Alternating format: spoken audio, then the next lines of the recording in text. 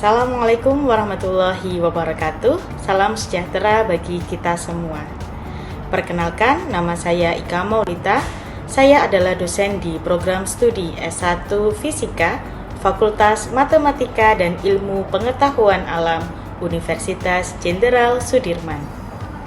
Pada kesempatan ini, izinkanlah saya untuk memaparkan pernyataan diri dosen dalam unsur kewajiban Tridharma Perguruan Tinggi atau PDD UKT-PT pada bidang pengajaran sebagai bagian dari proses sertifikasi dosen. Pada video ini, saya akan mendeskripsikan salah satu mata kuliah yang saya ampu, yaitu Geodinamika. Mata kuliah Geodinamika merupakan mata kuliah pilihan yang bisa diambil oleh mahasiswa pada semester genap, yaitu pada semester 6, dengan bobot 3 SKS. Mata kuliah ini diperuntukkan bagi mahasiswa yang telah menempuh mata kuliah prasyarat, yaitu pengantar geofisika.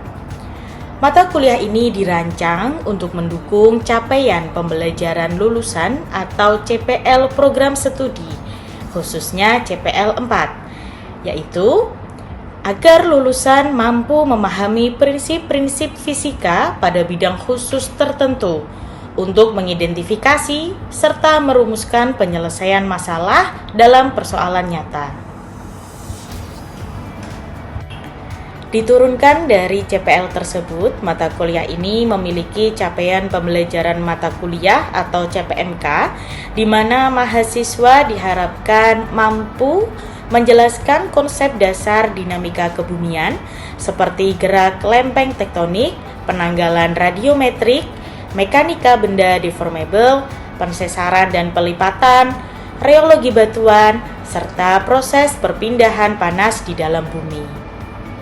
Untuk mendukung pencapaian pembelajaran, perkuliahan ini merujuk pada beberapa literatur. Referensi yang digunakan yaitu buku Geodynamics karya Turcott dan Sumbert. Selain itu, juga didukung referensi tambahan seperti Earth Science dari Tarbach dan Lutgens, Physics of the Earth karya Stacy, serta berbagai artikel jurnal kebumian terkini dan bereputasi. Dalam pelaksanaan perkuliahan, saya menerapkan metode pembelajaran dengan pendekatan delivery, interaction, dan assessment. Saya menggunakan pendekatan student center learning secara luring maupun daring, didukung oleh platform Elgiru, serta media pemaparan visual. Proses pembelajaran mengedepankan interaksi dua arah melalui sesi presentasi dan diskusi di dalam kelas. Selanjutnya, penilaian dilakukan secara objektif dengan indikator ketepatan jawaban dan kelengkapan materi presentasi. Bobot penilaian terdiri dari kuis sebesar 15%, tugas terstruktur 18%, presentasi dan diskusi 7%, ujian tengah semester 30%, dan ujian akhir semester sebanyak 30%. Mata kuliah Geodinamika dilaksanakan sebanyak 16 kali pertemuan dengan 2 pertemuan, yaitu UTS di pertemuan ke-8 dan UAS di pertemuan ke-16. Sebagai gambaran dari metode pengajaran yang saya terapkan, berikut adalah cuplikan proses belajar mengajar pada mata kuliah Geodinamika. Terima kasih. Wassalamualaikum warahmatullahi wabarakatuh.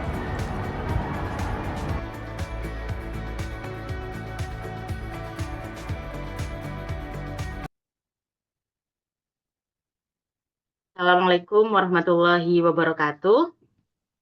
Waalaikumsalam warahmatullahi wabarakatuh, Bu. Terima kasih banyak.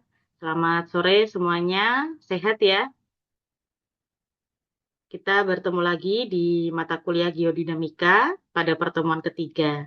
Pada pertemuan kali ini kita akan membahas dinamika gerak lempeng ya, yaitu terutama fokus kita untuk sore hari ini mengenai Mid Ocean Ridge atau MORE atau Punggungan Tengah Samudra dan zona subduksi.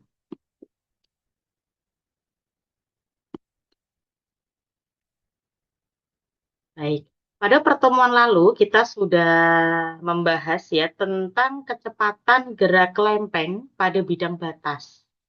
Ada yang masih ingat kira-kira berapa rata-rata kecepatan pergerakan lempeng tektonik dalam 1 tahun? Ada yang masih ingat? Coba. Yang pertemuan minggu lalu mungkin. Ada berapa kecepatannya? Kecepatan pergerakan lempeng tektonik, karena kita tahu ya, lempeng kita itu sebenarnya selalu bergerak. Nah, ada kecepatannya nih, rata-rata dalam 1 tahun. Nah, diperkirakan berapa? Ya, silakan mungkin yang bisa menjawab.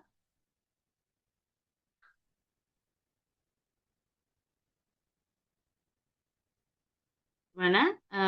Mbak Hana, Mas Amar?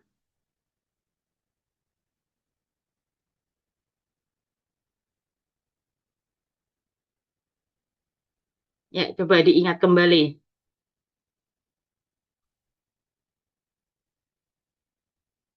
Oke, masih lupa ya?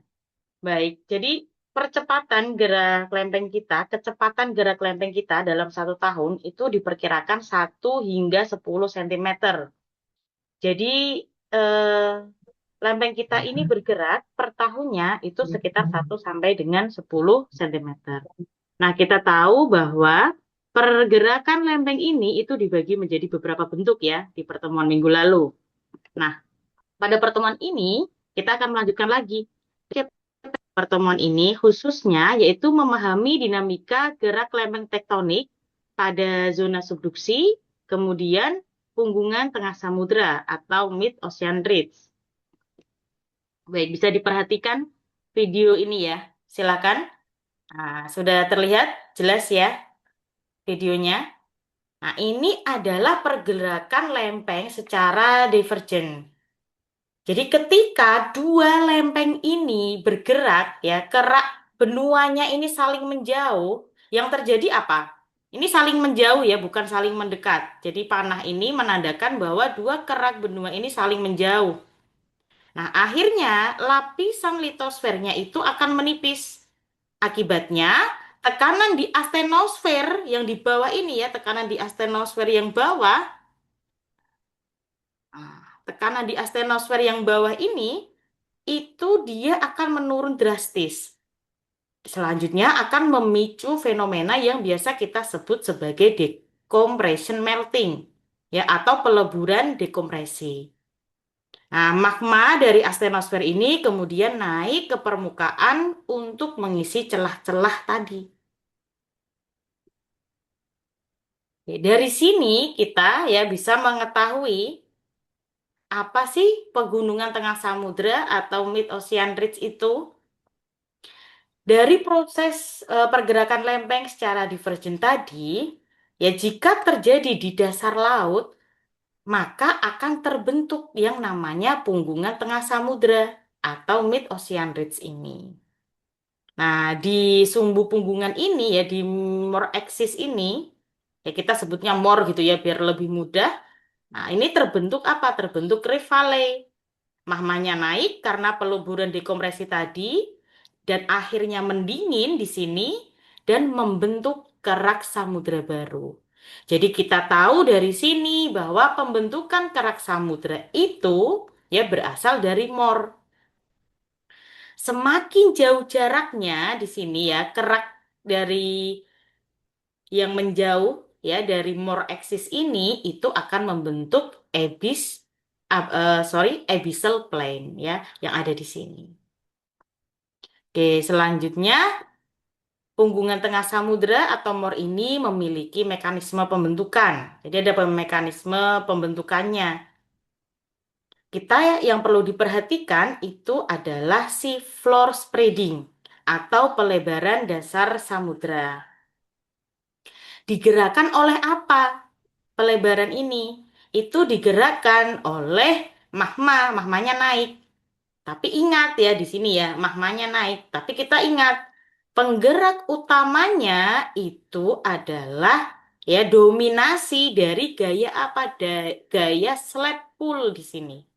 Ya, di bawahnya. Jadi mamanya ini naik itu dikarenakan adanya gaya yang dominan, yaitu sled pull yang ada di bawahnya sini.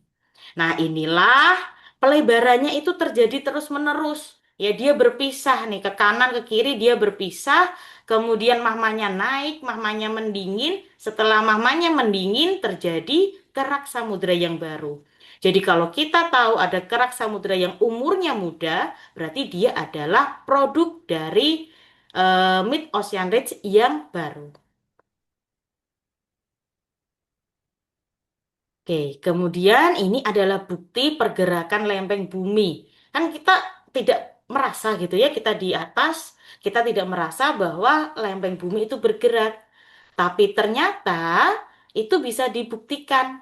Dibuktikan dengan adanya umur batuan dan adanya pola magnetik purbakala. Oke, bisa dilihat di sini ya. Ini untuk pola magnetik purbakalanya itu. Ini dia tuh membentuk suatu pola. Ini mor yang baru, kemudian dia melebar lagi, nanti muncul lagi ya kerak bumi yang baru. Random lagi. Oke, nah inilah ya magnet ini ya medan magnet bumi ini dia membentuk suatu pola. Biasanya kita menyebutnya itu seperti barcode magnetik yang ada di bumi. Oke, selanjutnya ini adalah sistem global punggungan tengah samudra di batas divergen lempeng. Ya, jadi kalau kita bicara mengenai MOR, ini tuh dia bukan suatu struktur atau fitur lokal, gitu ya, melainkan dia ini sistem global yang mengelilingi bumi kita. Bisa dibayangkan ya bola baseball itu kan kayak ada jahitannya, ya jahitan-jahitannya itu. Nah, disitulah ya ada apa? Ada punggungan tengah samudra yang mengelilingi eh, bola bumi tadi, seperti itu. Oke, bisa dilihat di sini contoh-contohnya ya. Ada East Pacific Rise, ya ada East Pacific Rise. Ini pergerakannya cepat banget ya. Kalau East Pacific Rise itu lebih dari 10 cm per tahun. Kemudian kalau yang masih awal-awal itu di sini ada Laut Merah, ya, masih awal-awal dia, masih pembentukan awal, dia memisahkan lempeng Afrika dengan Arab. Oke, selanjutnya kita masuk ke zona subduksi. Kalau tadi kita tahu bahwa punggungan tengah samudra itu dihasilkan oleh pergerakan lempeng secara divergen. Nah, kalau pergerakan lempeng secara konvergen, dia menumbuk, bertumbukan, itu hasilnya adalah suatu zona subduksi. Karena kita tahu ya, bumi ini ukurannya tetap. Kalau di punggungan tengah samudra itu menghasilkan kerak baru terus-menerus, maka kalau kerak yang baru tadi, maka akan ada kerak lama yang harus dihancurkan. Karena apa? Karena bumi itu adalah ukurannya itu tetap. Seperti itu. Oleh karena itu, kerak baru tadi yang ada di MOR, yang dihasilkan di MOR, itu harus dihancurkan. Nah, dihancurkan kembali di zona subduksi ini. Ini adalah skema dari zona subduksi. Disinilah lempeng samudra, ya lempeng samudra itu dia menunjam ke bawah lempeng benua. Jadi tumbukannya macam-macam ya. Tumbukan antara lempeng samudra dengan lempeng benua, kemudian lempeng benua dengan lempeng benua. Nah, untuk lebih jelasnya akan kita bahas di pertemuan minggu depan. Kemudian ini adalah mekanisme penggerak dari zona subduksi. Nah, ini kenapa? Ada mekanismenya. Kenapa subduksi ini bisa terjadi? Nah, ternyata ini adalah fenomena fisika yang digerakkan oleh suatu massa jenis atau densitas dan juga gravitasi. Kemudian Lempeng samudra yang tua, kita tahu lempeng samudra yang tua itu dia sifatnya eh, dingin dan juga dia lebih padat, sangat padat. Saat dia bertumbukan, maka secara alami dia itu akan tenggelam, ya, akan menunjam ke dalam mantel astenosfer yang lebih ringan, seperti itu.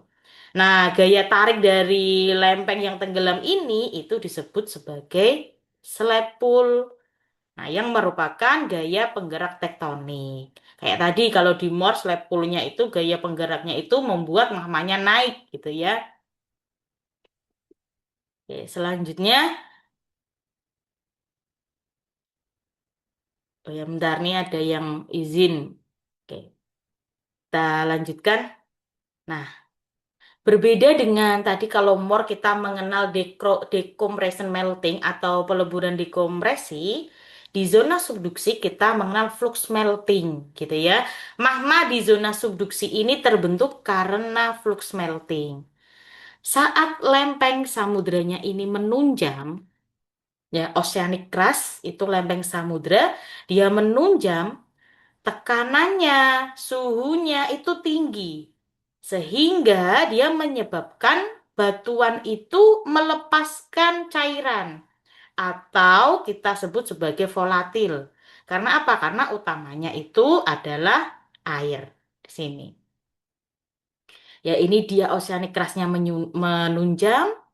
Nah, kemudian tekanannya suhunya tinggi, akhirnya menyebabkan apa? Batuannya itu menghasilkan air.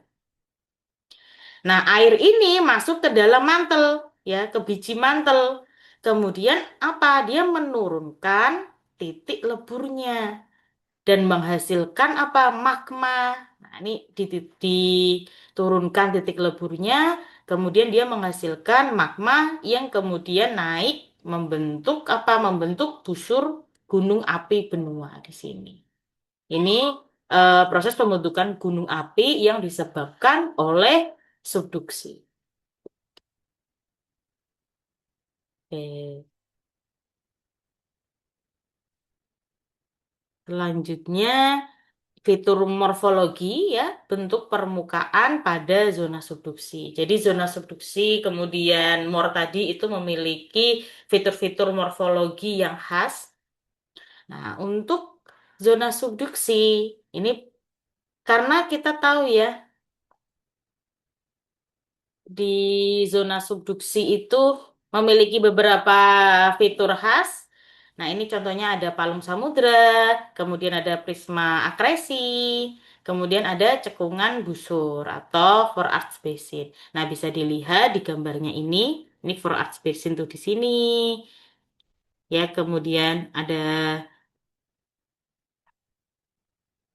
di sini ada continental volcanic arch. Oke. Dari penjelasan tadi ya ada eh, produk dari pergerakan lempeng secara divergen dan ada produk dari pergerakan lempeng secara konvergen. Nah, kemudian kita cermati di sini ada peta regional geologi Indonesia. Bisa dilihat, perhatikan ya, perhatikan baik-baik. Ini yang segitiga merah ini adalah deretan gunung api. Nah, kita lihat. Di sepanjang ini itu gunung apinya banyak sekali. Berbeda dengan yang di Kalimantan, ya. Tidak ada gunung api. Oke. Kira-kira kenapa? Kenapa di Kalimantan ini bebas dari gunung api sedangkan ini dari Pulau Sumatera, kemudian Jawa memanjang sampai ke timur itu banyak sekali gunung api. Oke, silakan mungkin bisa menjawab. Ada yang bisa menjawab, ada yang tahu? Mau jawab, Bu. Silakan, siapa ini? Regina, Ibu. Oh ya, Regina, silakan. Oke, jadi kenapa ada perbedaan? Itu karena kenapa ada perbedaan jumlah gunung api? Itu karena ada posisi geografis terhadap lempeng bumi, Ibu. Jadi di Sumatera dan Jawa itu berada di atas zona tumbukan lempeng. Kalau misalkan di Kalimantan itu di bagian yang stabil, Ibu. Makanya di Kalimantan itu nggak ada apa ya gunung aktifnya, sedangkan di Sumatera dan juga Jawa itu banyak gunung gunung yang aktif, Bu. Ya, baik. Terima kasih Mbak Regina ya. Jawabannya tepat sekali dari Mbak Regina. Memang betul sekali karena kita berada ini di titik ya pertemuan. Ya, ini titik pertemuan apa? Ada lempeng, ada 3 lempeng, Eurasia, Indo-Australia, dan lempeng Pasifik. Nah, ternyata di sini kita ya ada di zona yang bertumbukan gitu ya lempengnya sehingga muncullah gunung api. Berbeda dengan Kalimantan, dia berada di zona yang lebih stabil. Oke, selanjutnya ada pertanyaan mungkin dari apa yang sudah saya sampaikan tadi mengenai MOR, kemudian mengenai zona subduksi atau apapun yang berhubungan, silahkan bisa ditanyakan. Saya izin bertanya, Ibu. Oh iya, Mbak Mutia, silakan Mbak Mutia. Ya, tadi kan Ibu jelasin tentang ini ya, apa ya, MOR dan zona subduksi. Nah, pertanyaan dari saya tuh, apa benar gempa megatrus itu terjadi di zona subduksi atau enggak, Ibu? Oh ya, baik. Terima kasih Mbak Mutia atas pertanyaannya. eh, Gempa Megatrust yang kemarin santer sampai saat ini ya, beberapa waktu ini itu beritanya banyak sekali, katanya dari selatan Jawa itu ya, dari selatan daerah selatan itu akan ada gempa Megatrust, kemudian di Jawa Barat bagian selatan juga, dan betul sekali ya. Gempa megatrust ini terjadi di zona subduksi, begitu ya. Kok bisa? Kenapa kok bisa terjadi di zona subduksi? Nah, itu dikarenakan saat lempengnya menunjam tadi kan. Kalau kita secara zona subduksi kan konvergen ya, menunjam. Nah, saat lempengnya menunjam, dia itu kan bergesekan dengan lempeng yang lain. Nah, pergerakannya itu kan nggak mulus ya. Bukan sesuatu yang licin kemudian bergesekan, cocok gitu kan tidak. Tapi dia itu pergerakannya saat menunjam itu kasar, tidak mulus. Nah, akhirnya kalau ada kontak di antara 2 lempeng tadi gitu ya, itu dia bisa apa? Dia bisa membuat lempeng yang tertunjam tadi itu energi regangannya itu menumpuk. Kemudian setelah itu, kalau tidak kuat menahan, kita tahu bahwa batuan itu memiliki nilai elastisitas gitu kan. Lempeng seperti itu juga. Nah, saat menunjam, dia tidak mampu gitu ya, tidak mampu untuk menahan. Tidak mampu untuk menahan. Akhirnya apa? Lempengnya akan patah. Lempeng patah artinya apa? Artinya di permukaan terjadi gempa. Seperti itu. Baik, terima kasih untuk perkuliahan kita di sore hari ini. Saya rasa cukup ya untuk diskusinya. Selanjutnya, ini ada kuis. Silakan nanti bisa dikerjakan di Eldiru. Ada 2 saja kuisnya, dikerjakan secara individu dan tenggat waktunya selama 1 pekan. Bisa dikumpulkan minggu depan. Nanti saya akan cek di Eldiru. Baik, saya rasa cukup untuk perkuliahan kita. Jangan lupa untuk presensi juga di Eldiru. Jangan sampai presensi rekan-rekan tidak terekam. Nah, ini untuk kesimpulannya. Mungkin dari saya saja ya yang menyimpulkan karena sudah cukup jelas bahwa produk dari pergerakan lempeng secara divergen itu adalah mid-ocean ridge atau punggungan tengah samudra. Sedangkan pergerakan lempeng secara konvergen itu dia menghasilkan zona subduksi. Nah, jangan lupa untuk belajar secara mandiri di referensi-referensi yang sudah saya sertakan. Dan materi ini juga bisa diakses di Eldiru masing-masing. Terima kasih banyak untuk kehadirannya. Sampai jumpa minggu depan di perkuliahan kita yang keempat. Jaga kesehatan. Mohon maaf apabila ada salah kata dari saya. Terima kasih. Wassalamualaikum warahmatullahi wabarakatuh. Waalaikumsalam warahmatullahi wabarakatuh. Terima kasih, Ibu. Terima kasih semuanya. Terima kasih. Terima kasih, Ibu.